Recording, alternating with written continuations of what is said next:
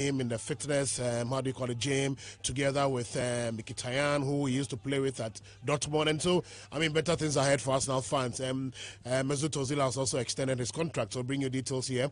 We're bringing something from the camp of Kumasi Asante Kotoko as they prepare for the Confederations Cup here on the 11th of February when they play against Kara Club of that is Congo Brazzaville. We've got other stories on Ghanaian players who might be moving before the 11 p.m.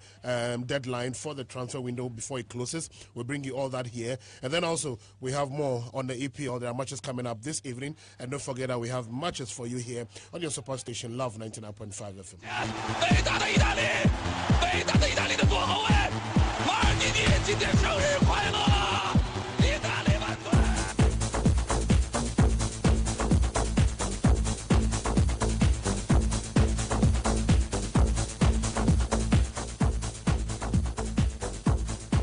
All right, let's get down to the details now. And the management and technical team of Kumasi Asante Kotoko have expressed their displeasure at their perceived negative reportage from the media towards the club lately.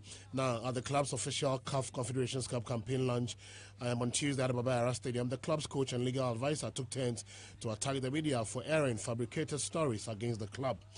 Speaking at the event organized to find and improve collaboration with the media, the legal advisor of the club, Yabuafo, called on radio sports presenters to deviate from the personal attacks on Executive Board Chairman Dr. Kwame Cheng and his management team, as well as carrying of inaccurate stories. Yabuafo asked for a more cordial connection between the two. Moving on.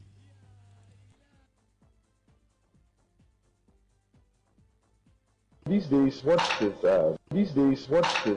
maybe a bit surprising is that at times you hear certain news items and you start asking yourself, am I part of the protocol management? Because you hear stories going around and you don't even know where the stories came from. Please, we would really pray that we are spared these stories that have not come out officially from management. I know it's a very competitive work out there, and the competitive work requires that you have to get the breaking news. But you see, if you keep on getting breaking news that is not authentic, you start losing credibility. We all have to be very professional. I'm not expecting everybody to like the family.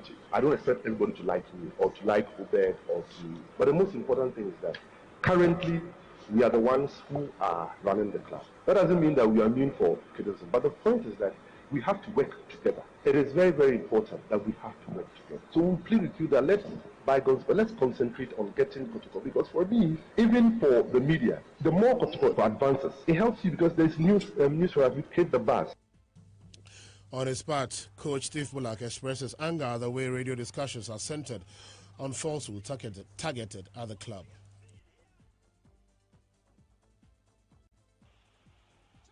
Yeah, I was talking about a certain thing about people making stories. Well, I have to agree with what he's saying. How can you make stories and make accusations about information that you don't actually have the information about? It don't make sense. You need to be getting the facts right before you start putting out news. Now, someone called me the other day on some program on Friday. I know the program, I won't say what it is. And I know the station, I won't say what it is. I'm making accusations, very false accusations. And that for me, get your information right before you start putting the news out there. I think people get annoyed because they don't hear nothing from the club, so they start making stories. And for me, that don't make sense. We should be getting behind Kotoko. All right, so that's Steve Bullock there for you. Another Brit also outlined his plans for the team before the first leg of the Confederations Cup against Kara Club of Congo Brazzaville. Into it. Let's focus now. Our focus now is the next game, which is 11th. It's 10 days from now, it's the 11th. Hopefully we have a game, I will know within the next 2 days, against an international team from outside. They are coming here on a training camp. So hopefully we can get them also in a game, hopefully this weekend. If not, then we have to get another game. But that game, the next game is important, which is the 11th. So I have to get the players right mentally and physically. And I believe that we'll get through to the first premier round. The players have to believe also. It's all about belief. And they have having a winning mentality, and I've always had a winning mentality. I always say this story sometimes to my players. I can play games with my children when they're 5, 6, 7, and I'd never let them win because I want to win, because they have to learn how to lose. So I've always been a winner, and that's the way it's going to be, and that's what I'm bringing to this club. And I'm here to help this club, as I said earlier, with everybody else up here to make it a bigger club and a better club than it has been in the last few years. And finally, Steve Bullock also spoke about his target going into the competition, saying they will want to emulate the achievements of the 1983 squad that won the African Cup. Well, first of all, before we go into the Cup, I would just say a big respect to the team of 83 that Ernest was in for what they achieved there, and we've got to try and eliminate that and do a better job in this competition that's coming up. So we have got to try and make our own history, because now we have a new group of people, new management, new technical team. So we have to do our best to make the Kotoko family and everybody that's involved in Kotoko making them feel good and feel happy. Back to the pre-season, as I said, we have 10 days to go in pre-season games. They've been going okay, they've been satisfied. We haven't got to the level yet that I'd like us to be, but hopefully within the next 10 days working on things in training, we'll be ready for the first game. All right, so you're still tuning into Love 99.5 FM program in Sports Flash, and there's been a change in the rates for the game between Kotoko and Kara. That'll be played here in Kumasi on the 11th of February. Now, the popular stand, instead of 10 cities, will be going for 8 cities. The center line, instead of 20, is going for 15 cities. The VIP, the wings, the VIP is off for 50 cities, and then also the VVIP. That is, if you don't have a special card for entry there, then you're going to pay 100 cities. So these are the new rates for the game. Now, the Ashanti Regional Director of the National Sports Authority has banned the use of the Baba Yara Sports Stadium for sporting activities on Saturdays.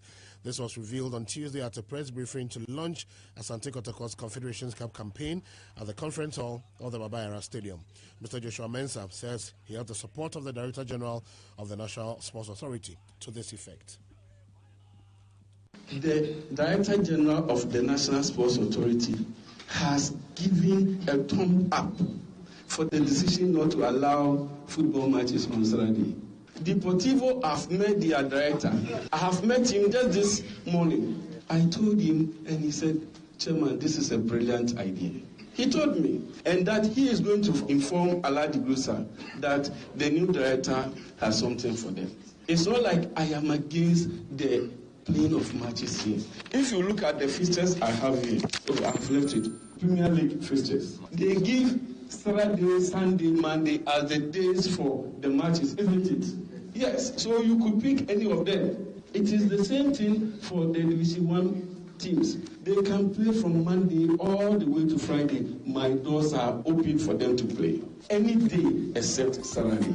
All right, so because of funeral and other engagements, social engagements, matches cannot be played at the Baba Yara Sports Stadium on Saturday. Very interesting. Now, Joshua Mensah has been giving reasons why he has taken this unpopular decision, which has become the talk of town. If we are not careful, this stadium, one day you will come and they will tell you that it's closed down. Because for football, nothing is gained from it. I'm being honest with you. All the G8 matches they played, except matches involving Kotoko, that the Sports Authority realized an amount of more than 1,000 Ghana cedis. Granted that we are going to dedicate Saturday and Sunday. It means as for Monday to Friday, nothing goes on here. It is only Saturdays and Sunday that we have activity going on here. The press conference that we are organizing here, ideally, Obed, where is Obed?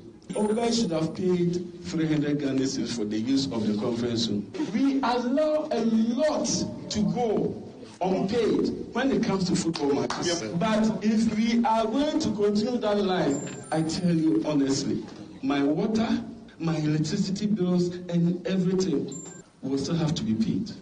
All right, so that's Mr. Joshua Mensah, the director of the Ashanti Regional National Sports Authority there for you. And he went on to say that if by the 11th of February renovation works at the toilets are not completed, it means that they will have to use mobile toilets for the fans who will be at the stadium on Sunday. That's the 11th of February to watch the Kotoko Kara game. Well, elsewhere, House of Folk midfielder Wilful Kobna has rejoined the teammates in training to prepare for the upcoming season following a botched move to Danish side Viborg FF. And In England, Swansea City are pushing to re-sign Andre Ayew from West Ham on the January transfer deadline day.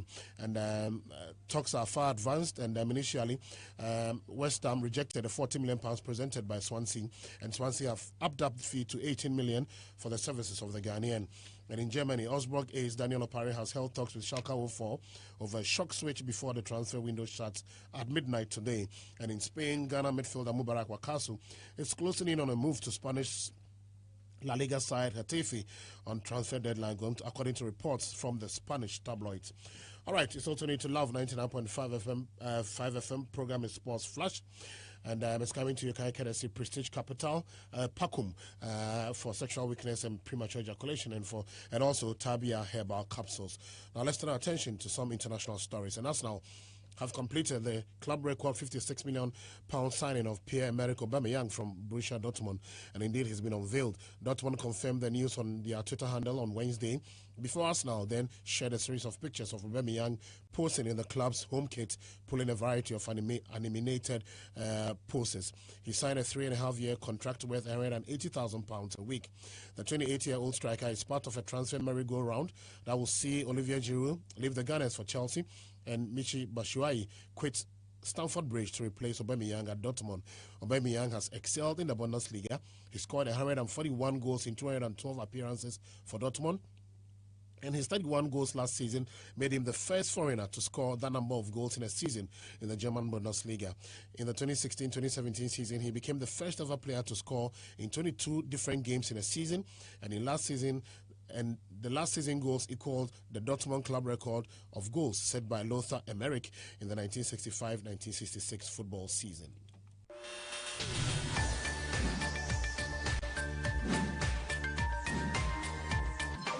I believe overall you look at the achievement of a player during his career, and usually when the career has been very positive, a character has been used in a positive way.